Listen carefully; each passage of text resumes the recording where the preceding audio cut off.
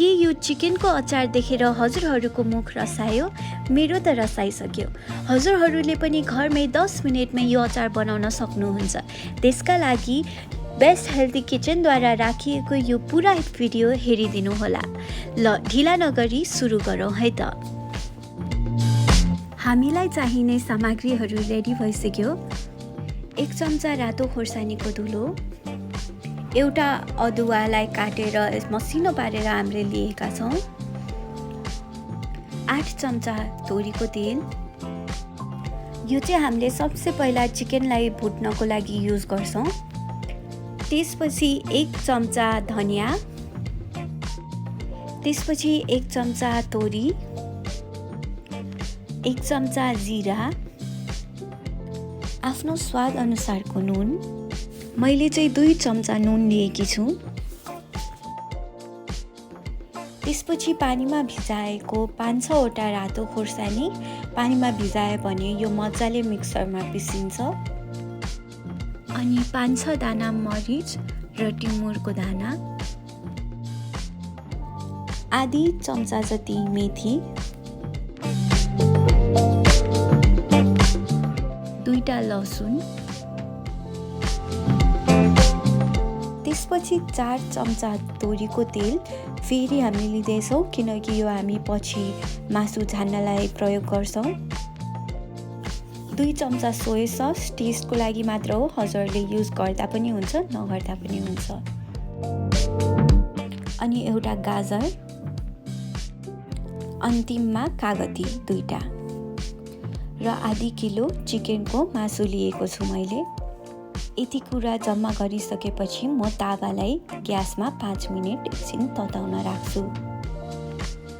तावा तातिसकेपछि अघि हामीले लिएको 1 चम्चा धनिया, 1 चम्चा तोरी, 1 चम्चा जीरा र 4-5 दाना मरिच र टिमुर हालेर एकछिन भुट्छौँ।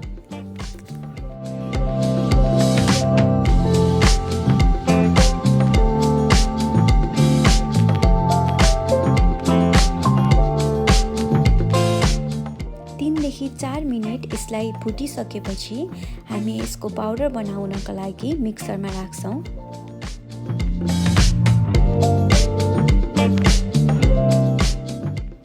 पाउडर चाहिँ हजुरको भिडियोमा देखाएको जस्तो हुनु पर्यो। धेरै मसिनो पनि होइन, धेरै मोटो पनि होइन।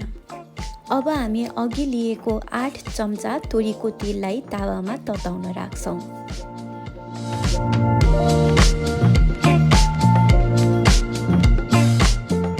मजाले तावा तातिसकेपछि 1/2 केजी चिकनको मासु हामी यसमा भुट्छौँ। यसको लागि हजुरले ग्यास चाहिँ मिडियम फ्लेममा राख्नुपर्ने हुन्छ।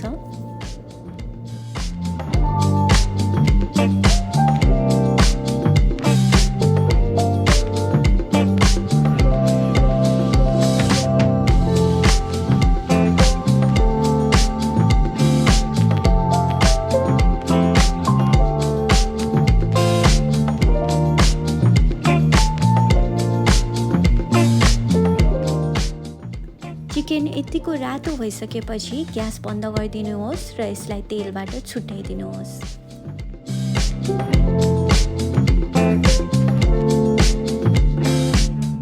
अब हामी लसुन र रातो खोर्सानीको पेस्ट बनाउँछौँ मिक्सरमा हालेर।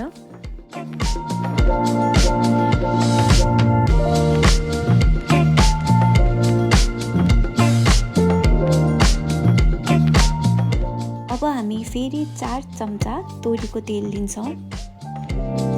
तेल तातिसकेपछि आधी चम्चा जति मेथीलाई भुट्छौँ।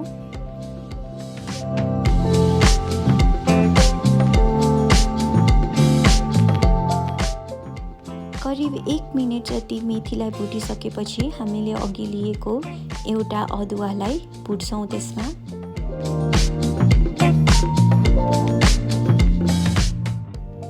अदुवा रातो रातो भइसकेपछि अघि नै काटेर राखेको गाजरलाई पनि हामी एकछिन भुट्छौँ।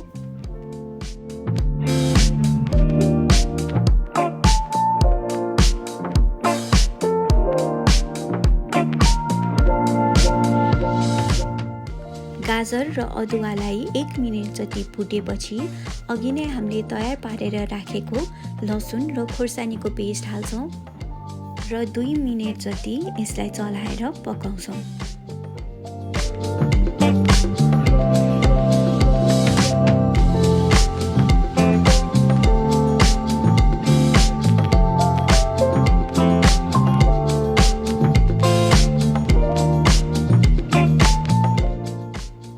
अब आफ्नो स्वाद अनुसारको नुन हाल्नुहोस्।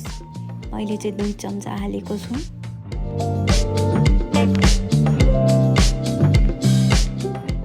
त्यसपछि हामीले सबसे पहिला तयार पारेको यो पाउडर हाल्दैछौँ।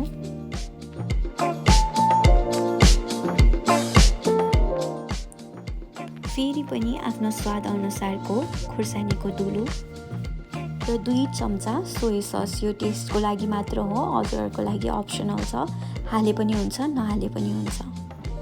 अब अघि भुटेर राखेको मासु हालौँ। यो सबै कुरा राखिसकेपछि यसलाई 5 देखि 7 मिनेटसम्म मजाले चलाएर राख्नुपर्छ।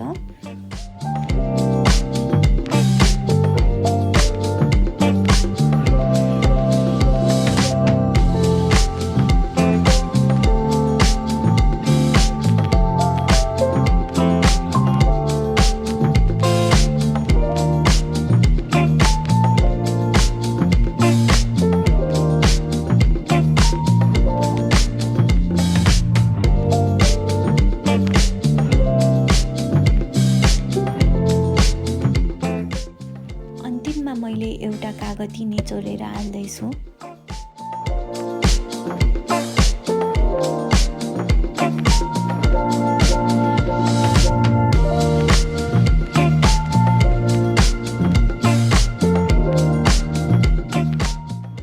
हाम्रो चिकनको स्पाइसी अचार तयार भइसकेको छ। हजुरहरूले यो स्टोर गरेर राख्ने हो भने अलिक धेरै मात्रामा यसै गरी बनाएर 2-3 थोपा विनेगर हालेर धेरै समयसम्म स्टोर गरेर पनि राखेर खान सक्नुहुन्छ।